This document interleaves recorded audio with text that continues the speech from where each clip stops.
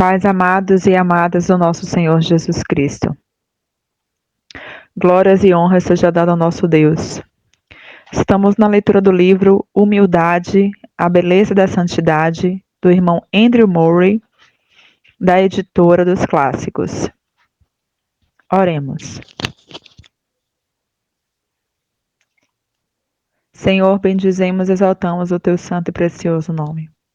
Somos agradecidos ao Senhor por mais um dia onde as misericórdias do Senhor se renovam em nossas vidas, por mais uma vez onde temos a oportunidade de podermos estar em tua presença, banhados no sangue do teu Filho Jesus Cristo. Obrigada por teu amor, obrigada porque até aqui o Senhor tem nos ajudado a perseverar, obrigada por ser o autor e consumador da nossa fé, essa fé que tem nos permitido crer de que o Senhor é que pode operar o milagre em nossas vidas dia a dia, como assim tem feito, como tem nos dado e nos deu a tão grande salvação, Senhor. Muito obrigada. Obrigada porque nós temos tantas outras coisas e riquezas espirituais em Cristo Jesus. Obrigada porque apesar das aflições, em todas as circunstâncias, o Senhor está conosco. Até aqui o Senhor tem nos ajudado a perseverar. Louvado seja o teu santo e precioso nome. Queremos mais uma vez colocar este tempo aqui diante do Senhor, pedir que o Senhor realmente venha falar aos nossos corações, venha nos convencer, Espírito Santo, venha nos ajudar, nos quebrantarmos diante da tua santa presença, a realmente nos rendermos a ti, a continuarmos orando o tempo que for necessário para que o teu Santo Espírito venha operar em nós a humildade e a mansidão, assim como é no nosso Mestre. Nos ajude não só a orar, mas também a crer e a praticar aquilo que temos ouvido aqui, Senhor. Nos ajude quanto a essas questões. Nós realmente precisamos e dependemos do Senhor. Repreende toda a obra do mal, toda a retaliação, tudo aquilo que o inimigo quer colocar em nossa mente para nos distrair ou para nos frustrar, que o Senhor repreenda, que o Senhor desfaça as obras do inimigo em nome do Senhor Jesus. Ordene a nossa mente, ordene o nosso corpo físico, para que possamos estar em tua presença e desfrutar do Senhor. Nos ajude em mais este tempo aqui. Em nome de Jesus. Amém. Bem amados e amadas do Senhor, estamos hoje no capítulo 6. E o título é A Humildade na Vida Diária. Aquele que não ama a seu irmão a quem vê, não pode amar a Deus a quem não vê. 1 João 4, versículo 20. Que pensamento solene é este, que nosso amor a Deus será medido pelo nosso contato diário com os homens e o amor que Ele exibe, e que nosso amor a Deus será tido como uma desilusão, exceto quando sua verdade é provada nas situações de teste da vida diária com homens como nós. Também é assim com nossa humildade. É fácil pensar em nos humilharmos diante de Deus, mas a humildade diante dos homens será a única prova suficiente de que nossa humildade diante de Deus é genuína, de que a humildade tem feito sua morada em nós e torna-se nossa primeira natureza. Prova de que nós, na verdade, como Cristo, fizemos de nós mesmos pessoas sem reputação. Quando, na presença de Deus, a humildade de coração torna-se não uma postura que assumimos por um tempo quando pensamos nele ou oramos a ele, mas quando o próprio Espírito de nossa vida, isso se manifestará em todo o conduzir diante também dos nossos irmãos. A lição é de profunda importância. A única humildade que é realmente nossa não é aquela que tentamos mostrar diante de Deus em oração, mas aquela que carregamos conosco e sustentamos em nossa conduta comum. As insignificâncias da vida diária são a importância e os testes da eternidade, pois elas provam qual é realmente o espírito que nos domina. É na maioria de nossos momentos desprotegidos que realmente mostramos e vemos o que somos.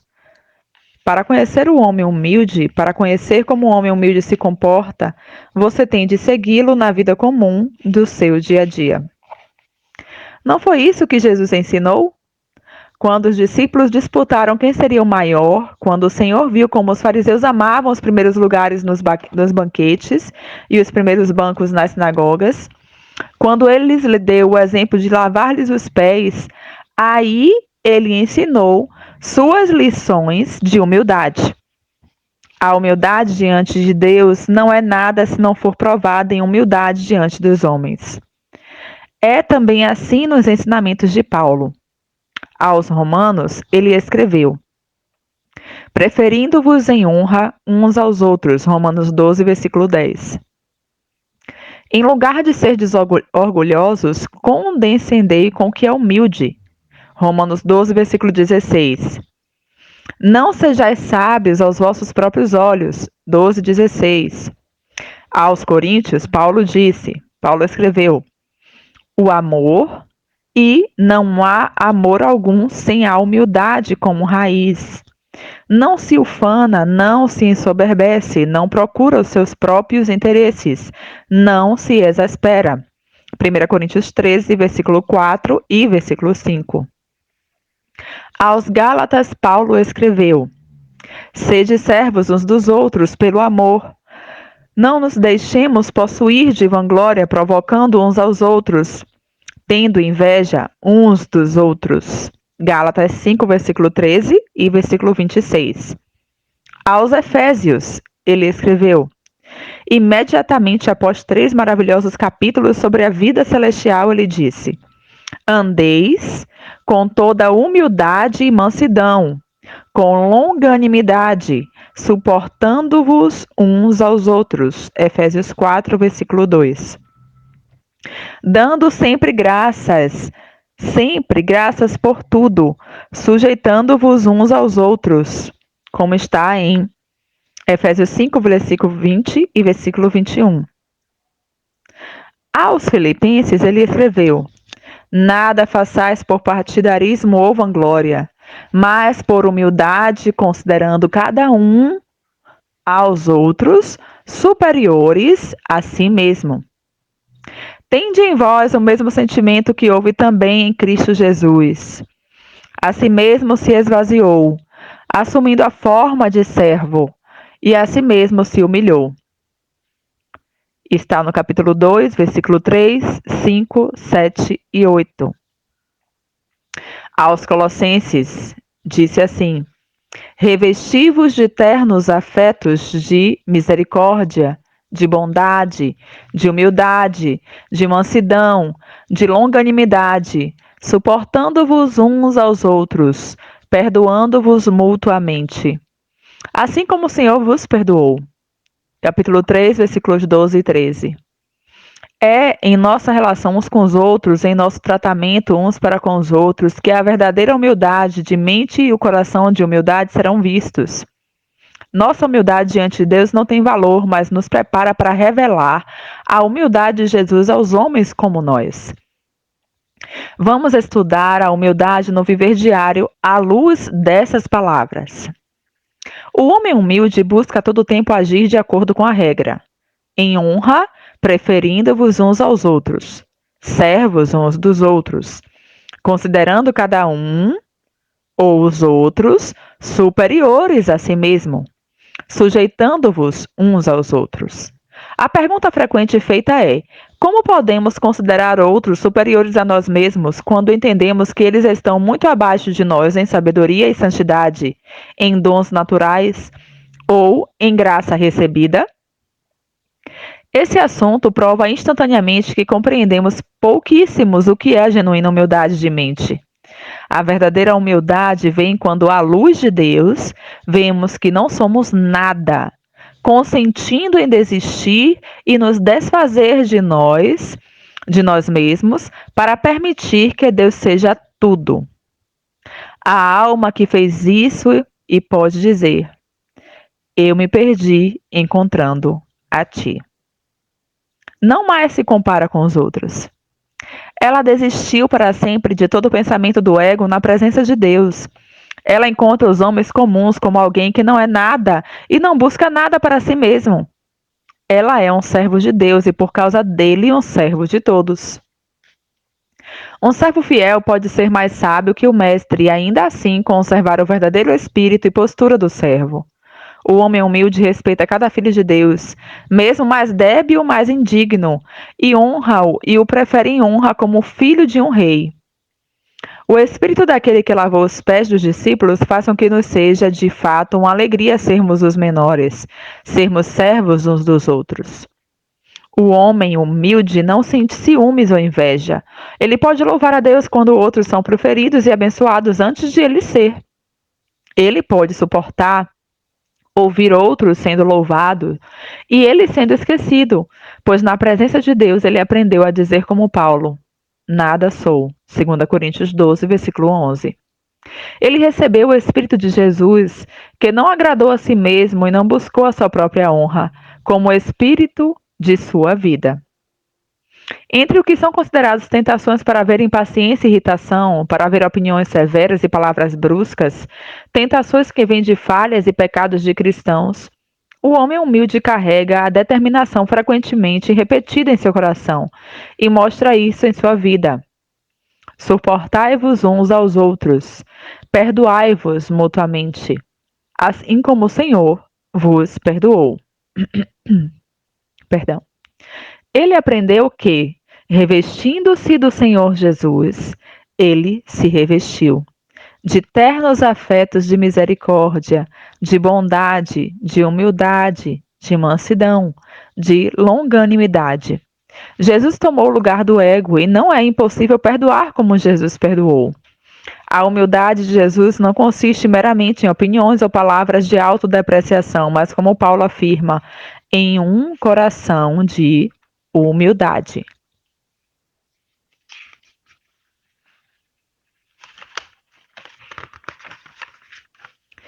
Neste coração de humildade envolto por compaixão e amabilidade, mansidão e longanimidade, a doce e humilde gentileza reconhecida como a marca do Cordeiro de Deus. Em esforçar-se por ter as experiências mais elevadas da vida cristã, o crente está frequentemente sob o perigo de visar e de se regozijar no que alguém pode chamar de a virtude mais humana e valorosa, como ousadia, alegria, desprezo ao mundo, zelo, autossacrifício. Até mesmo os antigos estoicos ensinaram e praticaram isso. Enquanto as mais profundas e gentis, as mais divinas e mais celestiais graças, aquilo que Jesus primeiro ensinou sobre a terra, pois as trouxe do céu, aquilo que está mais evidentemente ligado à sua cruz e com a morte do ego, pobreza de espírito, mansidão, humildade e modéstia são raramente consideradas ou valorizadas. Portanto, vamos nos revestir de um coração de compaixão, bondade, humildade, mansidão, longanimidade e vamos provar nossa semelhança com Cristo, não apenas em nosso zelo por salvar o perdido, mas antes de tudo, em nosso relacionamento com os nossos irmãos, suportando e perdoando uns aos outros, assim como o Senhor nos perdoou.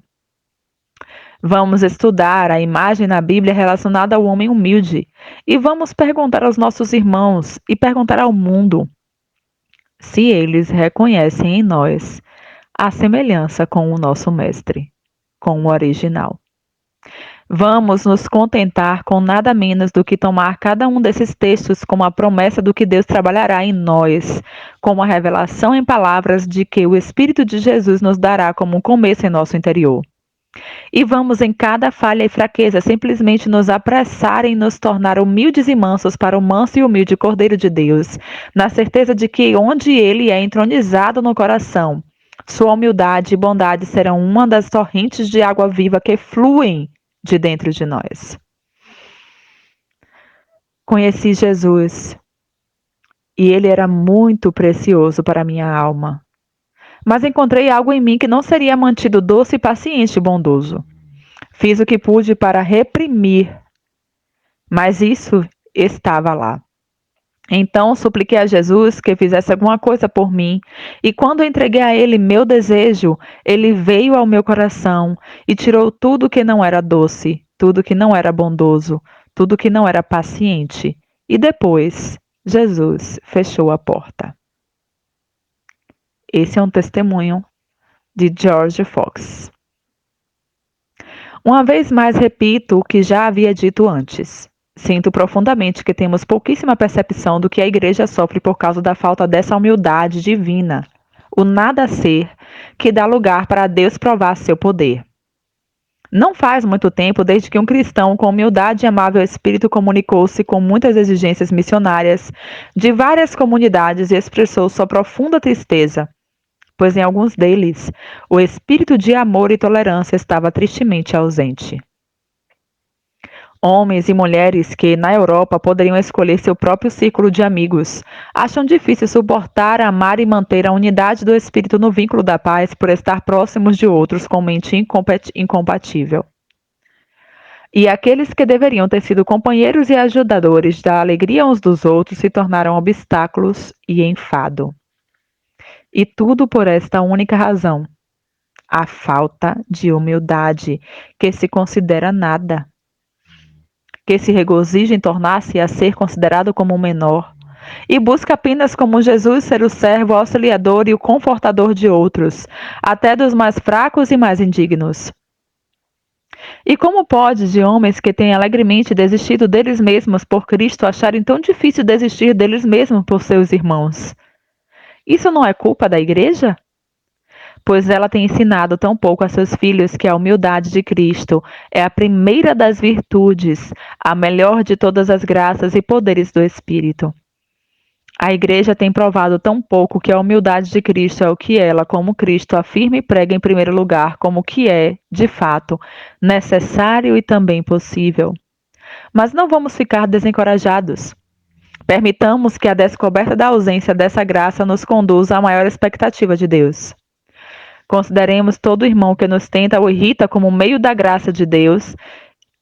Vemos eles como os instrumentos de Deus para a nossa purificação, para o nosso exercício de humildade que Jesus, nossa vida, soprou em nosso interior.